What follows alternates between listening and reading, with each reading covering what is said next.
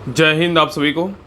तो चलिए शुरुआत करते हैं आज के इस क्लास में एडिटोरिया बीएसएससी प्रखंड विकास पदाधिकारी का प्रैक्टिस सेट नंबर 13 कंप्लीट करेंगे और इसके पहले 12 प्रैक्टिस सेट करवा चुके हैं। तो अगर पीछे का प्रैक्टिस सेट नहीं देखें तो सभी लोग जाके प्लेलिस्ट चेक कीजिएगा, आपको सारा क्लास मिल जाएगा। ठीक है, तो इस क्लास को ध्यानपूर्वक देखिएगा और अंत तक क्लास को जरूर देखिएगा, तभी जो है ना हर वो क्लास का आपका 100% फ़ायदा मिलेगा। और लास्ट में आप लोग कमेंट करिए कि आप लोग का जो है ना कितना मार्क्स आया। ठीक है, तो चलिए शुरुआत करते हैं प्रैक्टिस सेट नंबर 13। देखिए प्रैक्टिस सेट नंबर 13 का पहला क्वेश्चन कह रहा है कि सूची 1 में क्या है, रीट के प्रकार है, और सूची 2 में क्या है, तो आधार है। कौन सा रीट का प्रकार जो है ना, कौन सा किसका आधार है, इसके बारे में जो है ना बताना है। ठीक है, बताइए बंदी पृथक्करण का आधार क्या है, बताइए बंदी पृथक्करण का आधार क्या है, बताइए।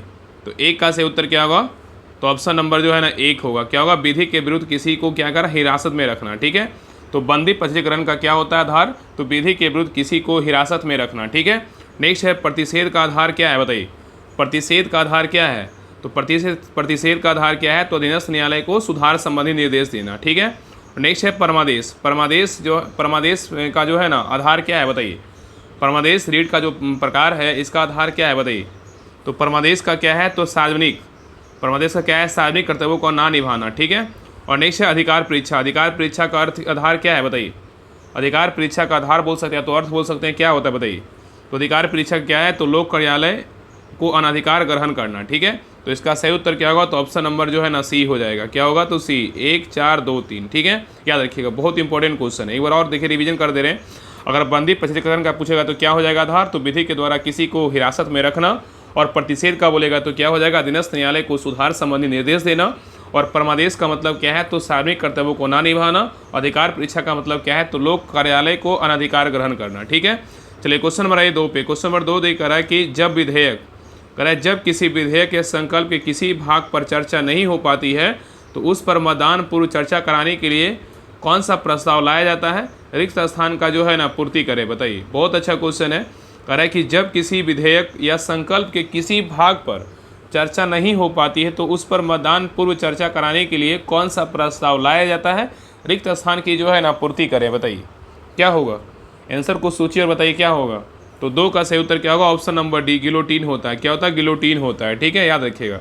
और गिलोटीन याद रखिए, गिलोटीन प्रस्ताव क्या होता है, तो याद रखिए कि जब किसी विधेयक या संकल्प के किसी भाग पर चर्चा नहीं हो पाती है तो उस पर मतदान से पूर्व चर्चा कराने के लिए इस प्रकार का जो प्रस्ताव रखा जाता है इसी को जो है ना गिलोटीन प्रस्ताव बोलते हैं। ठीक है, याद रखिएगा। चलिए क्वेश्चन नंबर 3 पे कह रहा है कि आयात प्रतिस्थापना का अर्थ क्या है, बताइए। आयात प्रतिस्थापना का अर्थ क्या है, बताइए। तो 3 का सही उत्तर क्या होगा, ऑप्शन नंबर 1 अंतर्मुखी क्या है, व्यापार नीति है। ठीक है, चलिए आगे देखिए। नेक्स्ट कह रहा है कि बजट के संबंध में असत कथन का चयन करें। इसमें कह रहा है कि असत कथन कौन सा है, बताइए, मतलब गलत कथन कौन सा है, बताइए। तो देखिए पहला कह रहा है कि संविधान के अनुच्छेद 112 में बजट संबंधी विवरण का जो है ना वर्णन है, बिल्कुल क्या है, तो सही है। एक कथन क्या है, तो सही है। याद रखिएगा कि संविधान के अनुच्छेद 112 में क्या है, तो बजट संबंधी विवरण जो है ना, मतलब इसका विवरण किया गया है, बिल्कुल सही है।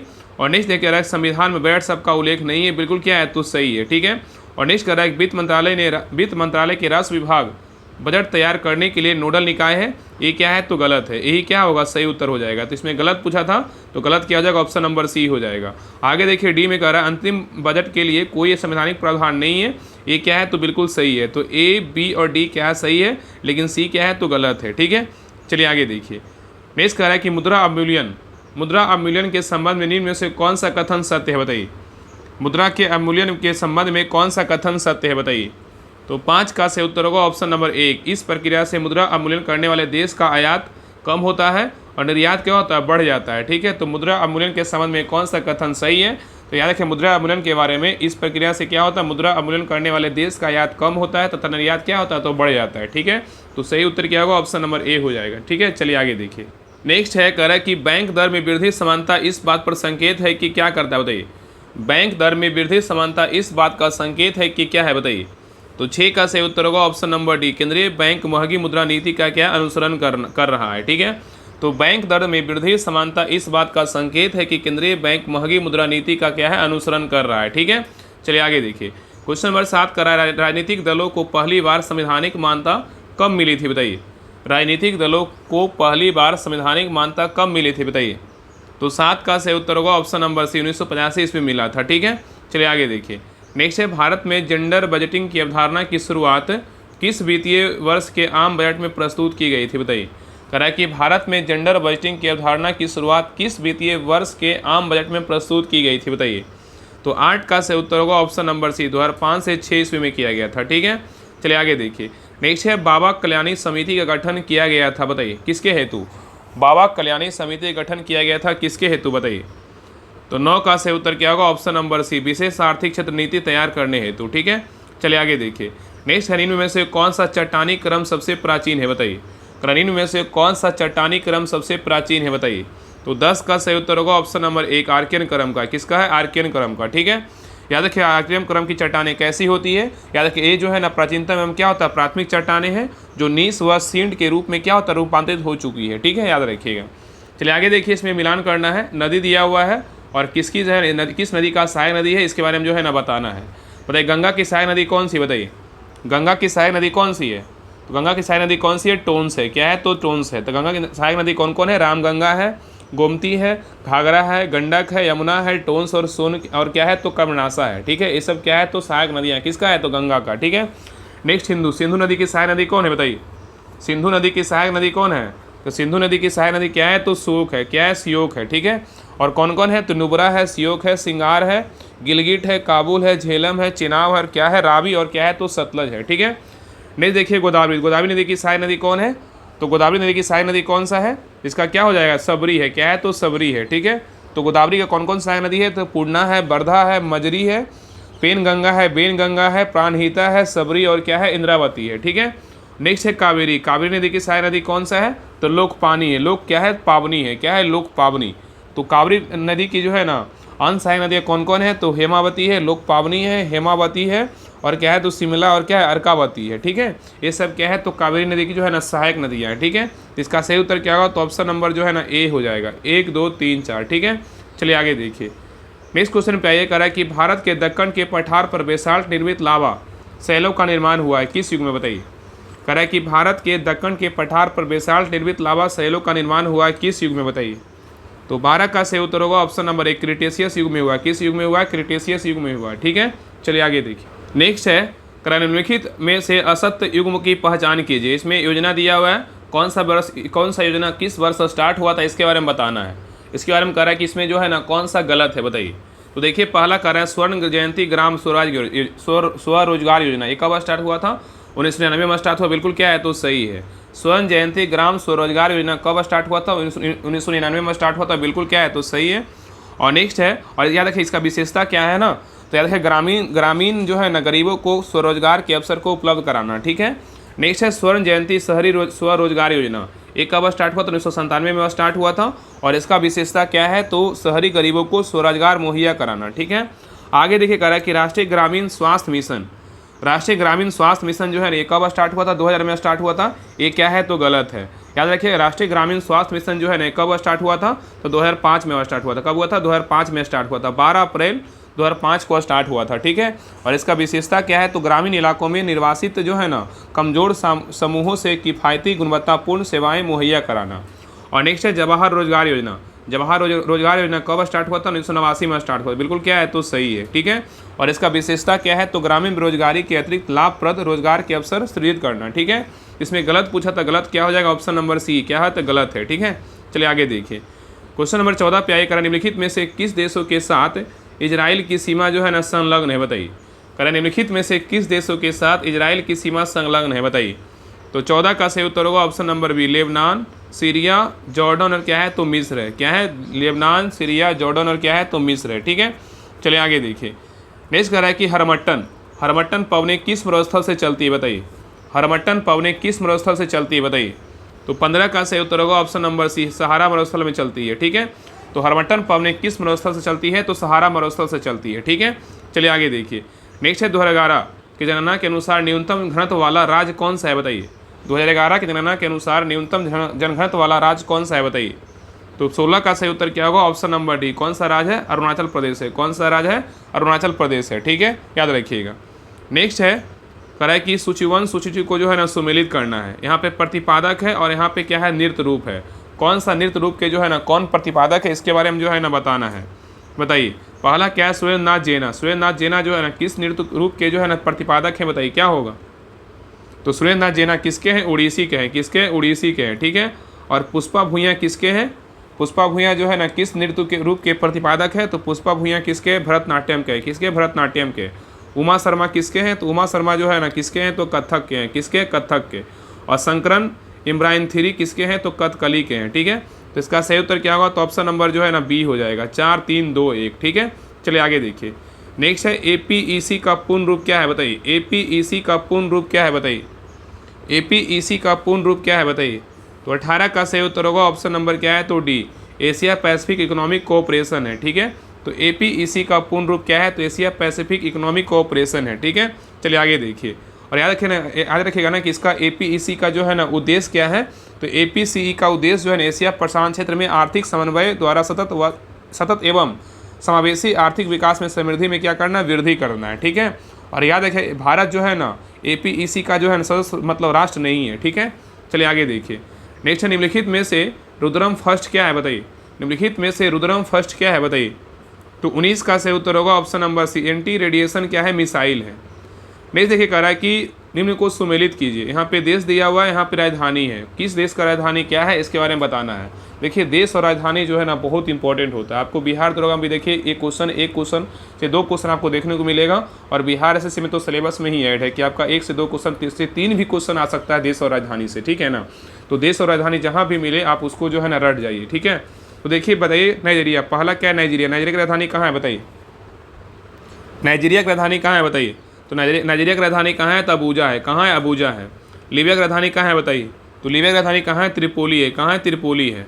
मंगोलिया की राजधानी कहाँ है, तो मंगोलिया का बोलेगा तो कहाँ है, उलान बटोर है। सीरिया की राजधानी कहाँ है, तो दमिश्क है। कहाँ है, तो दमिश्क है, ठीक है। इसका सही उत्तर क्या होगा, तो ऑप्शन नंबर जो है ना सी हो जाएगा। क्या इसका मिला दे रहे हैं, क्या हो जाएगा 3, क्या हो जाएगा 3 1 और क्या होगा 4 और क्या होगा 2 हो जाएगा, ठीक है। चलिए आगे देखिए। नेक्स्ट है कराया वन स्टार रेवोल्यूशन पुस्तक किसने लिखा था, बताइए। वन स्टार रेवोल्यूशन पुस्तक किसने लिखा था, बताइए।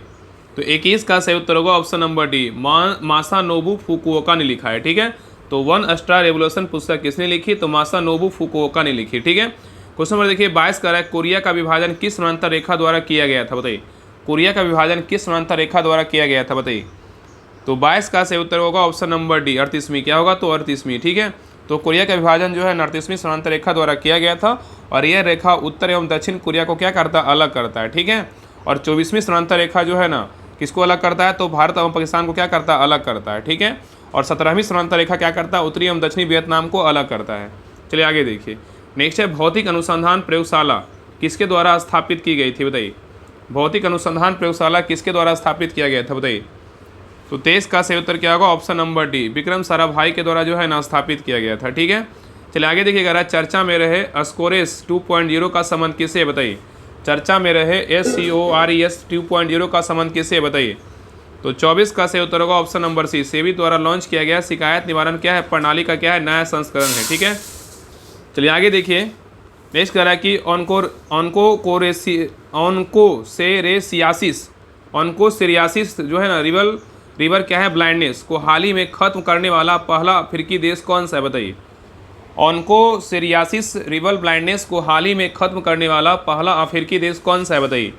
तो 25 का सही उत्तर क्या होगा, तो 25 का सही उत्तर क्या होगा, ऑप्शन नंबर क्या है, तो बी है। क्या है, तो नाइजर है। कौन सा देश है, तो नाइजर है, ठीक है, याद रखिएगा।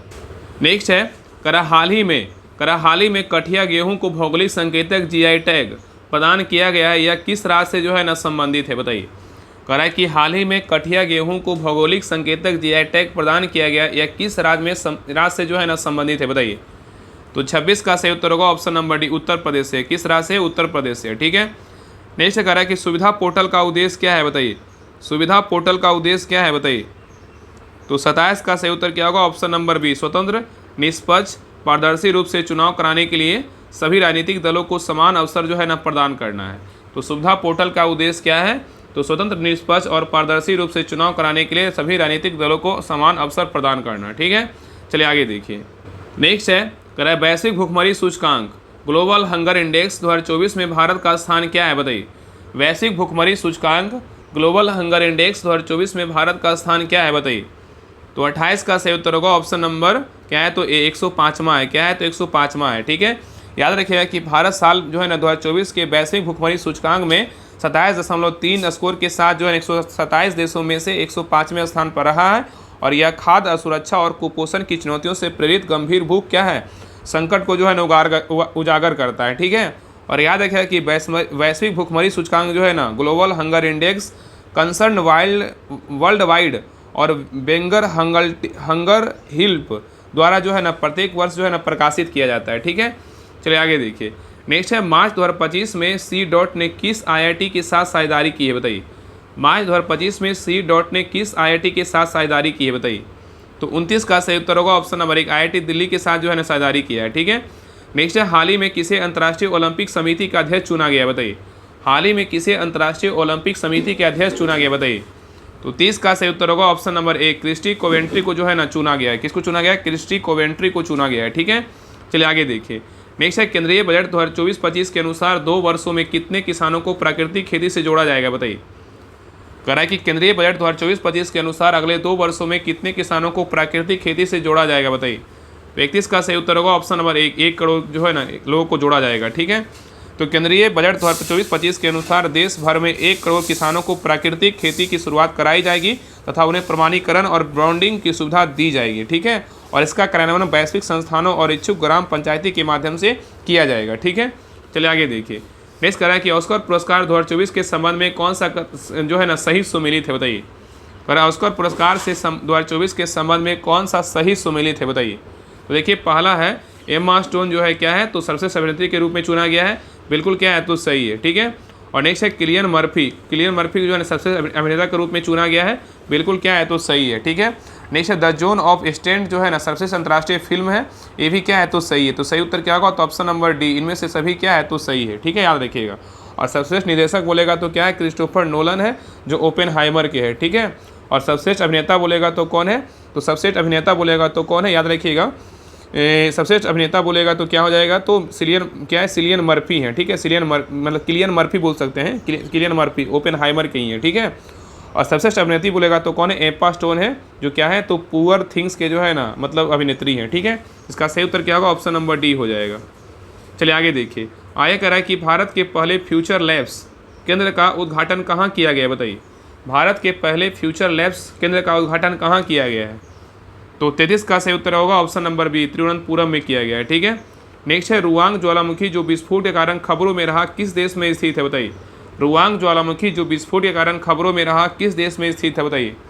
तो 34 का सही उत्तर होगा ऑप्शन नंबर डी, इंडोनेशिया में। कहाँ है, इंडोनेशिया में है। ठीक है, तो कह रहा है कि रुआंग ज्वालामुखी जो विस्फोट के कारण खबरों में रहा किस देश में स्थित है, तो कहाँ, इंडोनेशिया में। इसका सही उत्तर क्या होगा ऑप्शन नंबर बी हो जाएगा। ठीक है, चलिए आगे देखिए। नेक्स्ट है खालूबार युद्ध स्मारक संग्रहालय जो हाल ही में समाचारों में देखा गया भारत के किस क्षेत्र में स्थित है, बताइए। कह रहा है खालूबार युद्ध स्मारक संग्रहालय जो हाल ही में समाचारों में देखा गया भारत के किस क्षेत्र में स्थित है, बताइए। इसका सही उत्तर क्या होगा तो ऑप्शन नंबर जो है ना क्या होगा बी, लद्दाख में। कहाँ है तो लद्दाख में। ठीक है, चलिए आगे देखिए। नेक्स्ट कह रहा है कि साहित्य अकादमी पुरस्कार 2024 के संबंध में कौन सा कथन सत्य है, बताइए। कह रहा है कि साहित्य अकादमी पुरस्कार के संबंध में जो है ना कौन सा कथन सत्य है, बताइए। क्या होगा बताइए, इसमें कौन सा कथन सही है, बताइए। तो देखिए पहला कह रहा है कि मधुबनी जिले की रिंकी झा ऋषिका को कविता संग्रह नदी घाटी सभ्यता के लिए मैथिली भाषा में साहित्य अकादमी युवा पुरस्कार देने की घोषणा की गई है, बिल्कुल क्या है तो सही है। और आगे कह रहा है कि मैथिली के प्रसिद्ध कवि कथाकार डॉक्टर नारायण जी को उनके बाल कथा संग्रह अनार के लिए साहित्य अकादमी का बाल पुरस्कार दिए जाने की घोषणा की गई, ये भी क्या है कथन सही है। ठीक है, इसका सही उत्तर क्या होगा तो ऑप्शन नंबर जो है ना सी, 1 और 2 दोनों क्या है बिल्कुल सही है। ठीक है, नेक्स्ट है करा बिहार में आयोजित एशियाई जलीय पक्षी जनगणना के दौरान कितने पक्षी प्रजातियों की पहचान की गई, बताइए। करा बिहार में आयोजित एशियाई जलीय पक्षी जनगणना के दौरान कितने पक्षी प्रजातियों की पहचान की गई, बताइए। तो 37 का सही उत्तर होगा ऑप्शन नंबर सी, लगभग 200 प्रजातियों का जो है ना पहचान किया गया। ठीक है, आगे देखिए करा अंतर्राष्ट्रीय मानव एकजुटता दिवस कब मनाया जाता है, बताइए। अंतर्राष्ट्रीय मानव एकजुटता दिवस कब मनाया जाता है। तो 38 का सही उत्तर क्या होगा ऑप्शन नंबर बी, 20 दिसंबर को मनाते हैं। कब मनाते हैं, 20 दिसंबर को मनाते हैं। ठीक है, और याद रखिए अंतर्राष्ट्रीय मानव एकता दिवस जो है ना गरीबी, असमानता और जलवायु परिवर्तन जैसी चुनौतियों से निपटने के लिए वैश्विक सहयोग पर जोर देता है। और 20 दिसंबर को मनाया जाने वाला यह दिवस राष्ट्रों और व्यक्तियों को शांति, सतत विकास और सामाजिक न्याय के लिए मिलकर काम करने के लिए जो है ना प्रोत्साहित करता है। ठीक है, तो सही उत्तर क्या होगा ऑप्शन नंबर बी हो जाएगा। ठीक है, चलिए आगे देखिए, अंडर 19 पुरुष क्रिकेट एशिया कप 2024 का खिताब किसने जीता है बताइए। अंडर 19 पुरुष क्रिकेट एशिया कप 2024 का खिताब किसने जीता है। तो 39 का सही उत्तर होगा ऑप्शन नंबर सी, बांग्लादेश जीता है। कौन जीता है? बांग्लादेश जीता है। ठीक है, चलिए आगे देखा है कि हाल ही में किस देश ने डार्क ईगल नामक एक नई एंटी मिसाइल प्रणाली विकसित की है बताइए। क्वेश्चन कह रहा है कि हाल ही में किस देश ने डार्क ईगल नामक एक नई एंटी मिसाइल प्रणाली विकसित की है बताइए। तो 40 का सही उत्तर होगा ऑप्शन नंबर 1, अमेरिका किया है। कौन किया? अमेरिका किया है। ठीक है, नेक्स्ट है, किस विधि द्वारा घर्षण को कम किया जा सकता है बताइए। किस विधि द्वारा घर्षण को कम किया जा सकता है बताइए, किस विधि के द्वारा कम कर सकते हैं। तो 41 का सही उत्तर होगा ऑप्शन नंबर डी, उपयुक्त सभी के द्वारा। किसके द्वारा? तो पॉलिश के द्वारा भी होगा, स्नेक के द्वारा भी होगा और बॉल बेरिंग के द्वारा भी कर सकते हैं। ठीक है, तो कह रहा है किस विधि के द्वारा घर्षण को कम कर सकते हैं। तो पॉलिश द्वारा और स्नेहक के द्वारा और बॉल बेरिंग के द्वारा जो है ना कम कर सकते हैं। ठीक है, चलिए आगे देखिए। नेक्स्ट कह रहा है कि निम्नलिखित में से कौन सा सही सुमेलित है बताइए। कह रहा है इसमें जो है ना कौन सा सही सुमेलित है बताइए। तो देखिए पहला क्या है, तो लक्स मीटर। लक्स मीटर से क्या मापते हैं? तो प्रकाश की तीव्रता मापने के लिए किसका प्रयोग करते हैं? लक्स मीटर का प्रयोग करते हैं। बिल्कुल क्या है, तो सही है। और नेक्स्ट है, समुद्र की गहराई मापने में किसका प्रयोग करते हैं? बैरोमीटर का प्रयोग करते हैं। ये क्या है, तो गलत है। याद रखिए कि बैरोमीटर का प्रयोग जो है ना वायुदाब को मापने में करते हैं। किस में करते हैं? वायुदाब को मापने में करते हैं। ठीक है, और प्रकाश की तीव्रता मापने में किसका प्रयोग करते हैं बताइए। तो लक्स मीटर क्या होगा? Lux meter. लक्स मीटर तो क्या है, बिल्कुल सही था। ठीक है, और समुद्र की गहराई मापने में किसका प्रयोग करते हैं? थर्मोमीटर का प्रयोग करते हैं। ठीक है, याद रखिएगा। तो याद रखिए यहाँ पे क्या हो जाएगा, समुद्र की गहराई मापने में किसका प्रयोग करते हैं? थर्मोमीटर का प्रयोग करते हैं। और बैरोमीटर का प्रयोग कहाँ करते हैं? तो याद रखिए बैरोमीटर का प्रयोग जो है ना वायुदाब को मापने में करते हैं। ठीक है, नेक्स्ट है अल्टीमीटर। अल्टीमीटर का प्रयोग कहाँ करते हैं? वाहन द्वारा तय की गई दूरी मापने में। ये क्या है, तो गलत है। 2 भी गलत था और क्या है, 3 भी गलत है। ठीक है, तो याद रखिएगा अल्टीमीटर का प्रयोग जो है ना विमान की ऊंचाई मापने में करते हैं। ठीक है, लेकिन वाहन द्वारा तय की गई दूरी को मापने में किसका प्रयोग करते हैं? ओडोमीटर का प्रयोग करते हैं। किसका प्रयोग करते हैं? तो ओडोमीटर का प्रयोग करते हैं। ओडोमीटर का प्रयोग करते हैं। ठीक है, याद रखिए ओडोमीटर का प्रयोग करते हैं। ठीक है, तब क्या होगा, सही होगा। इसमें सही पूछा था, सही क्या होगा? ऑप्शन नंबर 1, केवल 1 क्या है, बिल्कुल सही है। ठीक है, चलिए आगे देखिए। नेक्स्ट कह रहा है कि ताप्तदीप्त बल्बों के फिलामेंट में टंगस्टन का उपयोग करने का प्राथमिक कारण क्या है बताइए।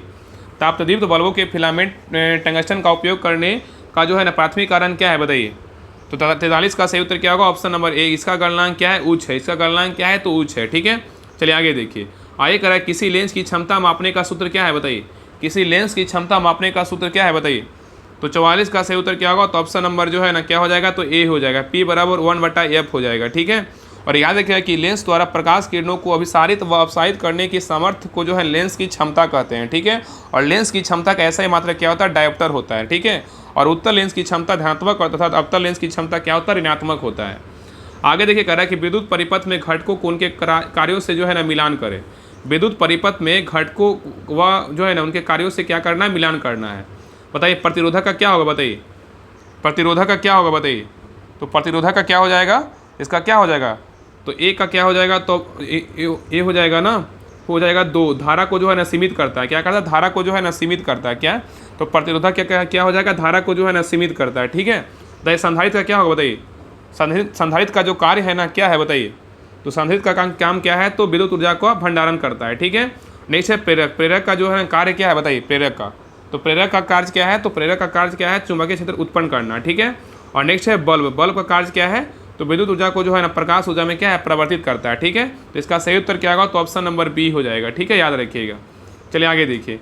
नेक्स्ट है निम्नलिखित में से कौन सा संपर्क बल का उदाहरण है बताइए। कह रहा निम्नलिखित में से कौन सा संपर्क बल का उदाहरण है बताइए। बताइए क्या होगा?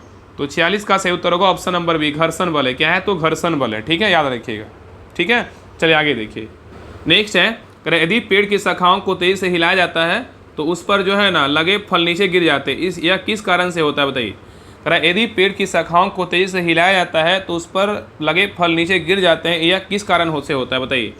तो 47 का सही उत्तर क्या होगा? तो ऑप्शन नंबर जो है ना ए हो जाएगा। स्थिरता का क्या है? जड़त्व है। ठीक है, याद रखिएगा। तो वायु का वह गुण जिस कारण वो अपनी विराम अवस्था में होने वाले परिवर्तन का विरोध करती है, तो विराम का जो है ना जड़त्व कहलाता है। ठीक है, याद रखिएगा। तो कह रहा है यदि पेड़ की शाखाओं को तेजी से हिलाया जाता है तो उस पर लगे फल नीचे गिर जाती है, किस कारण से होता है? स्थिरता का जड़त्व होता है। ठीक है, चलिए आगे देखिए। नेक्स्ट कह रहा है इनमें आगे कह रहा है इनमें कौन सी राशि अदिश राशि नहीं है बताइए। कह रहा है इनमें से कौन सी अदिश राशि नहीं है बताइए, कौन नहीं है। तो 48 का सही उत्तर होगा ऑप्शन नंबर 1, बल अदिश राशि नहीं है लेकिन दूरी अदिश राशि है, चाल अदिश राशि, ऊर्जा क्या है? अदिश राशि है। ठीक है, याद रखिएगा। अदिश राशि किसे कहते हैं? वे भौतिक राशियाँ जिन्हें व्यक्त करने के लिए केवल परिणाम की आवश्यकता होती है अदिश राशि कहलाती है। ठीक है, उदाहरण में क्या है, दूरी, चाल, शक्ति, ऊर्जा, लंबाई, क्षेत्रफल, आयतन, ये सब क्या है, अदिश राशियाँ हैं। ठीक है, सदिश राशियाँ किसे कहते हैं, सदिश राशियाँ उसे कहते हैं वे भौतिक राशियाँ जिन्हें व्यक्त करने के लिए परिणाम के साथ साथ जो है दिशा की आवश्यकता होती है, उसे क्या बोलेंगे, सदिश राशियाँ कहते हैं। ठीक है, जैसे क्या है, तो बल, वेग, संवेग, विस्थापन, त्वरण, भार, विद्युत क्षेत्र क्या है, ये सब जो है ना सदिश राशियाँ हैं। ठीक है, चलिए आगे देखिए। नेक्स्ट कह रहा है कि मनुष्य में मुख्य उत्सर्जी अंग कौन सा है, बताइए। मनुष्य में मुख्य उत्सर्जी अंग कौन सा है, तो 49 का सही उत्तर होगा ऑप्शन नंबर बी, ब्रिक है। क्या है, तो ब्रिक है। ठीक है, आगे कह रहा है इनमें से कौन सा एक अनुवांशिक रोग नहीं है, बताइए। कह रहा है इनमें से कौन सा एक अनुवांशिक रोग नहीं है, बताइए कौन नहीं है। तो 50 का सही उत्तर होगा ऑप्शन नंबर 1, मलेरिया नहीं है, लेकिन हीमोफीलिया अनुवांशिक रोग है, सिकल सेल एनीमिया अनुवांशिक रोग है, वर्णधानता क्या है, तो अनुवांशिक रोग है। ठीक है, याद रखिएगा। चलिए आगे देखिए। नेक्स्ट कह रहा है कि जैविक सिस्टम में रासायनिक क्रिया की प्रक्रिया को तेज करने में उत्तरदायी पदार्थ कौन सा है, बताइए। जैविक सिस्टम में रासायनिक क्रिया की प्रक्रिया को तेज करने में उत्तरदायी पदार्थ कौन सा है, बताइए। तो 51 का सही उत्तर होगा ऑप्शन नंबर सी, एंजाइम है। क्या है, तो एंजाइम है। नेक्स्ट है मानव तंत्र में इंसुलिन किसका चयापचय जो है ना, मेटाबॉलिज्म नियंत्रित करता है, बताइए। कह रहा है मानव तंत्र में इंसुलिन किसका चयापचय मतलब मेटाबॉलिज्म नियंत्रित करता है, बताइए क्या होगा। तो 52 का सही उत्तर होगा ऑप्शन नंबर बी, कार्बोहाइड्रेट। क्या होगा, तो कार्बोहाइड्रेट। ठीक है, तो मानव तंत्र में इंसुलिन जो है ना कार्बोहाइड्रेट के मेटाबॉलिज्म को क्या करता है, नियंत्रित करता है। ठीक है, और इंसुलिन का स्राव जो है अग्नाशय की बीटा कोशिका द्वारा होता है। ठीक है, आगे देखिए। कह रहा है निम्नलिखित में से किस जगत में कोशिका भित्ति नहीं पाई जाती, बताइए। कह रहा है निम्नलिखित में से किस जगत में कोशिका भित्ति नहीं पाई जाती, बताइए।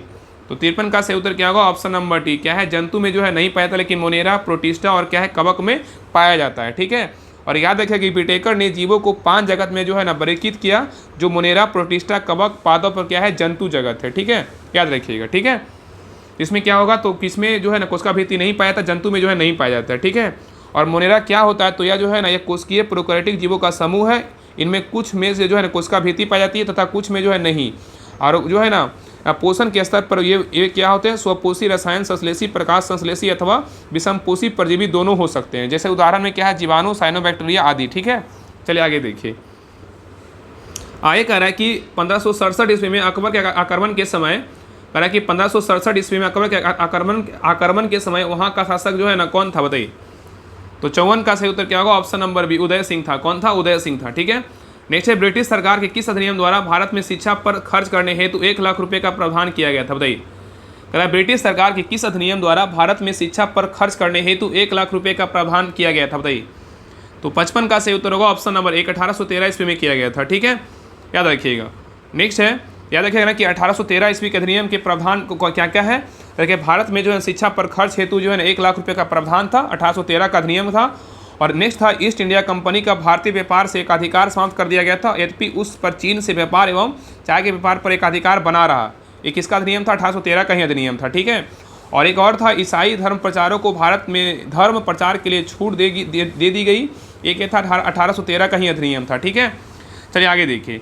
आगे कह रहा है कि ब्रिटिश प्रधानमंत्री द्वारा 1932 में भारत के लिए सांप्रदायिक घोषणा किस समिति की सिफारिश पर किया गया था, बताइए। कह रहा है ब्रिटिश प्रधानमंत्री द्वारा 1932 में भारत के लिए सांप्रदायिक घोषणा किस समिति की सिफारिश पर किया गया था, बताइए। तो 56 का सही उत्तर होगा ऑप्शन नंबर 1, लोथियन समिति। क्या होगा, लोथियन समिति। ठीक है, याद रखिएगा। तो ब्रिटेन के प्रधानमंत्री रैमजे मैकडोनाल्ड द्वारा लोथियन समिति जो है कि सिफारिश पर 16 अगस्त 1932 को जो है सांप्रदायिक निर्णय की घोषणा की गई थी। ठीक है, चलिए आगे देखिए। नेक्स्ट है ऑपरेशन रूबिकॉन, जिसे भारत में ब्रिटिश सरकार द्वारा निम्नलिखित में से किस संदर्भ में प्रयोग करने के लिए प्रस्तावित कोडवर्ड था, बताइए। कह रहा है ऑपरेशन रूबिकॉन जिसे भारत में ब्रिटिश सरकार द्वारा निम्नलिखित में से किस संदर्भ में प्रयोग करने के लिए प्रस्तावित कोडवर्ड था, बताइए। तो 57 का सही उत्तर क्या होगा, ऑप्शन नंबर 1, जेल में गांधी का क्या है, आमरण अनशन था। ठीक है, याद रखिएगा। चलिए आगे देखिए। नेक्स्ट है, कह रहा है किस गोलमेज सम्मेलन में कांग्रेस ने भाग लिया था, बताइए। कह रहा है किस गोलमेज सम्मेलन में कांग्रेस ने भाग लिया था, बताइए।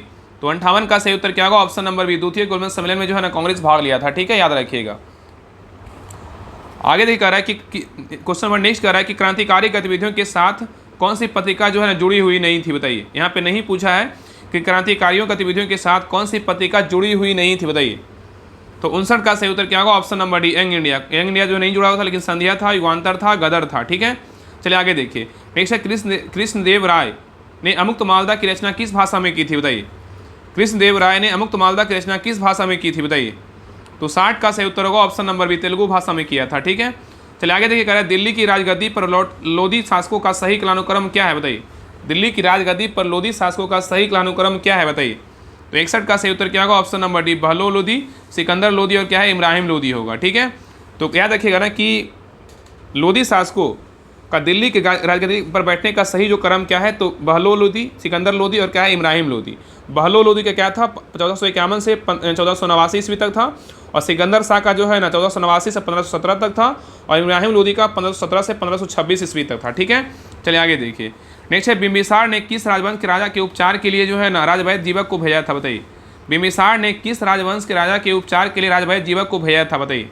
तो 62 का सही उत्तर होगा ऑप्शन नंबर 1, अवंती। क्या होगा, अवंती। ठीक है, चलिए आगे देखिए। करा निम्नलिखित में से किस हड़प्पन नगर में जोते गए खेतों का प्रमाण मिले हैं बताइए। करा निम्नलिखित में से किस हड़प्पन नगर में जोते गए खेतों के प्रमाण मिले हैं बताइए। तो 63 का सही उत्तर क्या होगा, ऑप्शन नंबर 1, कालीबंगा। क्या था, कालीबंगा। ठीक है, तो कालीबंगा से जुते हुए खेतों के जो है ना साक्ष्य प्राप्त हुए हैं। ठीक है, और लोथल से जो है ना गोदीवाड़ा के साक्ष्य प्राप्त हुए हैं। ठीक है, और याद रखिए हड़प्पा से जो है ना समाधान R37 के साक्ष्य मिले हैं। ठीक है, और याद रखिएगा कि राखीगढ़ी से जो है ना, राखीगढ़ी कहाँ है, तो हरियाणा में क्या है, एक मतलब हरियाणा का एक स्थल है जहाँ से नर कंकाल तथा मुहर प्राप्त हुए हैं, और राखीगढ़ी सबसे बड़ा हड़प्पा स्थल है। ठीक है, और यहाँ से जो है राखीगढ़ी से क्या है, तो यहाँ से अन्नागार एवं संरक्षा प्राचीर के जो है ना साक्ष्य मिले हैं। चलिए आगे देखिए। करा निम्नलिखित में से कौन सा जैव अपघटक है बताइए। करा निम्नलिखित में से कौन सा जैव अपघटक है बताइए। तो 64 का सही उत्तर क्या होगा, ऑप्शन नंबर डी, उपयुक्त सभी है। क्या है, तो कवक है, जीवाणु और क्या है, केचुआ है। आगे कह रहा है कि मानव पाचन तंत्र में वसा का इमल्सीकरण किसके द्वारा होता है बताइए। मानव पाचन तंत्र में वसा का इमल्सीकरण किसके द्वारा होता है। तो 65 का सही उत्तर क्या होगा, तो ऑप्शन नंबर जो है ना बी होगा, पित्तरस। क्या होगा, पित्तरस के द्वारा होता है। ठीक है, तो मानव शरीर में वसा का इमल्सीकरण पित्तरस के द्वारा होता है, और पित्तरस जो है नकृत द्वारा स्रावित होता है, जो पित्ताशय में क्या होता है, संचित होता है। आगे करणीन में से किसके उत्सर्जन से किसी तत्व का क्रमांक एवं बढ़ता है बताइए। करणीन में से किसके उत्सर्जन से किसी तत्व का क्रमांक 1 बढ़ता है बताइए। तो 66 का सही उत्तर क्या होगा, ऑप्शन नंबर जो है ना ए होगा, बीटा कण। क्या होगा, तो बीटा कण। ठीक है, चलिए आगे देखिए। इसका निम्नलिखित में से किस पदार्थ का घनत्व अधिकतम है बताइए। निम्नलिखित में से किस पदार्थ का घनत्व अधिकतम है बताइए। तो 67 का सही उत्तर होगा ऑप्शन नंबर सी, तांबा का है। किसका है, तांबा का है। नेक्स्ट है, क्रेपोलेक्टम का उपयोग किसके निर्माण के लिए जो है ना किया जाता है बताइए। क्रेपोलेक्टम का उपयोग किसके निर्माण के लिए किया जाता है बताइए। तो 68 का सही उत्तर क्या होगा, ऑप्शन नंबर 1, नाइलॉन 6 का। किसका करते हैं, नाइलॉन 6 का। ठीक है, तो याद रखिएगा ना कि यहाँ पे कह रहा है कि क्रेपोलेक्टम का उपयोग किसके निर्माण के लिए किया जाता है, नाइलॉन 6 का निर्माण के लिए जो है ना किया जाता है। और यहाँ पे सिंपल याद रखिएगा कि यहाँ पे है ना कि क्रेपोलेक्टम क्या है, तो क्रेपोलेक्टम का उपयोग नाइलॉन 6 के निर्माण में किया जाता है। और नाइलॉन 6 एक क्या है, बहुलक में जो मुख्य रूप से जो है ना विनिर्माण क्षेत्र का उपयोग किया जाता है। उच्च तन्मयता, मजबूती, समान प्रतिरोध और कठोरता के होने से इसका जो है ना उपयोग क्या है, औद्योगिक रूप से किया जाता है। ठीक है, याद रखिएगा। चलिए आगे ये कह रहा है कि यदि परमाणु की तीसरी कक्षा में सबसे बाहरी कक्षा हो तो इसमें इलेक्ट्रॉन की अधिकतम संख्या क्या हो सकती है। यहाँ पे क्वेश्चन कर रहा है, यदि परमाणु की तीसरी कक्षा सबसे बाहरी कक्षा हो तो इसमें इलेक्ट्रॉन की अधिकतम संख्या क्या हो सकती है। तो 69 का सही उत्तर क्या होगा, ऑप्शन नंबर बी, 8 होगा। कितना होगा, तो 8 होगा। ठीक है, चलिए आगे देखिए। कह रहा है 3 तत्व जिसका उपयोग रासायनिक उर्वरकों में सर्वाधिक होता है बताइए, कौन सा है। 3 तत्व जिसका उपयोग रासायनिक उर्वरकों में सर्वाधिक होता है, कौन सा है बताइए। तो 70 का सही उत्तर क्या होगा, option number B, nitrogen, potassium और क्या है, तो फास्फोरस है। ठीक है, चलिए आगे देखिए। करा निम्नलिखित में से पौधे के जड़ों से क्या उपस्थित नहीं होता बताइए। करा निम्नलिखित में से पौधे के जड़ों में क्या उपस्थित यहाँ पे नहीं पूछा है, यहाँ उपस्थित नहीं होता है बताइए, क्या नहीं होता बताइए क्या होगा। करा निम्नलिखित पौधे के जड़ों में से क्या उपस्थित नहीं होता है। तो देखिए इसमें पर्व उपस्थित नहीं होता है, पर्व संध्या भी उपस्थित नहीं होता है, पर्णहिता सॉरी यहाँ पे एक मिनट यहाँ पे नहीं पूछा है ना, यहाँ पे करा इनमें से पौधे के जड़ों में क्या उपस्थित नहीं होता है। तो इसका सही उत्तर ऑप्शन नंबर डी हो जाएगा, इनमें से सभी क्या है, उपस्थित नहीं होता है। ठीक है, याद रखिएगा। तो जड़ों में जो है ना पर्णहरित क्या है, उपस्थित नहीं होता है। ठीक है, और जड़ों में पर्व संध्या जो है ना नहीं पाई जाती है, और जड़ों के शीर्ष पर जो है एक कोशिकीय लंबी पतली संरचनाएं पाई जाती है, जिसे क्या कहते हैं, मूल रोम कहते हैं। ठीक है, याद रखिए। इसमें क्या होगा, इनमें सभी मतलब कोई नहीं होता। ठीक है, चलिए आगे देखिए। नेक्स्ट करें, निस्यंदन के संबंध में कौन सा कथन सत्य है बताइए। निस्यंदन के संबंध में कौन सा कथन सत्य है बताइए। तो 72 का सही उत्तर क्या होगा, ऑप्शन नंबर डी, इसके द्वारा कोलाइड कणों को द्रवों से अलग नहीं किया जा सकता है। ठीक है, तो करा निस्यंदन के संबंध में कौन सा कथन सत्य है, तो इसके द्वारा कोलाइड कणों को द्रवों से अलग नहीं किया सकता है। ठीक है, तो सही उत्तर क्या होगा, ऑप्शन नंबर डी हो जाएगा। चलिए आगे कह रहा है कि पदार्थ का उसके विशिष्ट गुण से मिलान कीजिए। पदार्थ का उसके विशिष्ट गुण से जो है मिलान करने के लिए बोल रहा है। बताइए चमड़ा का क्या होगा बताइए, चमड़ा का क्या होगा, तो चमड़ा क्या होता है? लचीला होता है। क्या होता है? लचीला होता है, ठीक है। धातु क्या है बताइए? धातु क्या है? अपारदर्शी है। क्या है? अपारदर्शी है। कांच क्या है? तो पारदर्शी है, ठीक है। प्लास्टिक क्या है? जल में क्या? अघुलनशील है, ठीक है। तो सही उत्तर क्या होगा? ऑप्शन नंबर बी हो जाएगा। चलिए आगे देखिए, करा फेरस सल्फेट को ऊष्मा ऊर्जा द्वारा, करा फेरस सल्फेट को ऊष्मा द्वारा विघटित करने पर क्या प्राप्त होता है बताइए? फेरस सल्फेट को ऊष्मा द्वारा विघटित करने पर क्या प्रभाव पड़ता है बताइए? क्या प्राप्त होता है यहाँ पे? क्या प्राप्त होता है बताइए? फेरस सल्फेट को ऊष्मा द्वारा विघटित करने पर क्या प्राप्त होता है बताइए? तो 74 का सही उत्तर क्या होगा? ऑप्शन नंबर डी, बी और सी दोनों होगा। क्या होगा? तो SO2 होगा और क्या? SO3 भी होगा, ठीक है, याद रखिएगा। SO2 मतलब क्या होता है? तो याद रखिए सल्फर ट्राईऑक्साइड होता है। SO2 मतलब क्या? SO2 मतलब क्या होता है? सल्फर, एक मिनट, सल्फर डाइऑक्साइड। SO2 मतलब सल्फर डाइऑक्साइड होता है और SO3 है ना, 3 हो जाएगा, सल्फर ट्राईऑक्साइड हो जाएगा, ठीक है। तो यहाँ पे करा फेरस सल्फेट को ऊष्मा द्वारा विघटित करने पर क्या प्राप्त होता है? तो फेरस जो है सल्फर डाइऑक्साइड होता है और सल्फर ट्राईऑक्साइड प्राप्त होता है, ठीक है, याद रखिएगा। चलिए देखिए क्वेश्चन नंबर लास्ट देखिए, करा DDT का विस्तारी रूप क्या है बताइए? DDT का विस्तारी रूप क्या है बताइए? तो 75 का सही उत्तर क्या होगा? Option number D, dichloro diphenyl trichloro ethane होता है, ठीक है। तो DDT का विस्तृत रूप क्या होता है, मतलब फुल फॉर्म क्या है? तो डाइक्लोरो डाइफिनाइल ट्राइक्लोरो क्या है? इथेन है, ठीक है। तो ए रहा प्रैक्टिस सेट नंबर 13 रहा। आप लोग को जो क्लास कैसा लगा आप लोग कमेंट सेक्शन में जरूर बताइएगा। आप लोग जो है ना कितना नंबर आप लोग का आया आप लोग कमेंट कर दीजिएगा और हर ग्रुप में जो है ना क्लास को शेयर कीजिए। और क्लास पे नए हैं तो लोग जो है सभी लोग जो है ना क्लास को जो है ना मतलब शेयर कर दीजिए और सभी लोग सब्सक्राइब जरूर कर लीजिए, चैनल को सब्सक्राइब कर लीजिए और सभी ग्रुप में जो है ना शेयर जरूर कीजिए। और बाकी जितने देखिए मैथ रीजनिंग का क्वेश्चन दिया रहता है 150 क्वेश्चन का, बाकी इसमें 50 रीजनिंग रहेगा और 25 मैथ रहेगा, ठीक है। ये सारा का जो PDF है ना आपको टेलीग्राम चैनल पे मिल जाएगा। तो डिस्क्रिप्शन में लिंक दिया हो तो लिंक पर क्लिक करके सभी लोग ज्वाइन कर लीजिएगा, ठीक है। वहाँ पर जो है ना आपको फुल मतलब सोल्यूशन के साथ भी डिटेल्स के साथ आपको जो है ना वहाँ पर PDF प्रोवाइड करवाया जाएगा। मतलब 150 क्वेश्चन का पूरा 150 क्वेश्चन रहेगा, उसका सोल्यूशन के साथ आपको जो है ना वहाँ पर PDF मिल जाएगा। इसके पहले जितने भी क्लास हुआ है सारा का आप चेक कीजिएगा, आपको सारा का जो है ना PDF आपको मिल जाएगा, ठीक है। तो सभी लोग टेलीग्राम चैनल ज्वाइन कर लीजिएगा। डिस्क्रिप्शन में जो है ना लिंक दिया हुआ राहुल स्टडी ग्रुप के नाम से, उसमें 19,000 प्लस मेंबर, उसी को ज्वाइन कीजिएगा। वहाँ पे जो है ना विद सोल्यूशन के साथ आपका सभी क्वेश्चन का आपको PDF आपको मिल जाएगा, ठीक है। तो इसलिए आप सभी से रिक्वेस्ट है क्लास को शेयर कीजिए और क्लास को लाइक जरूर कीजिए और जितने लोग नए हैं चैनल पे सभी लोग सब्सक्राइब करके नोटिफिकेशन ऑन कर लीजिए, ठीक है। तो मिलते हैं नेक्स्ट क्लास में, तब तक के लिए जय हिंद जय भारत।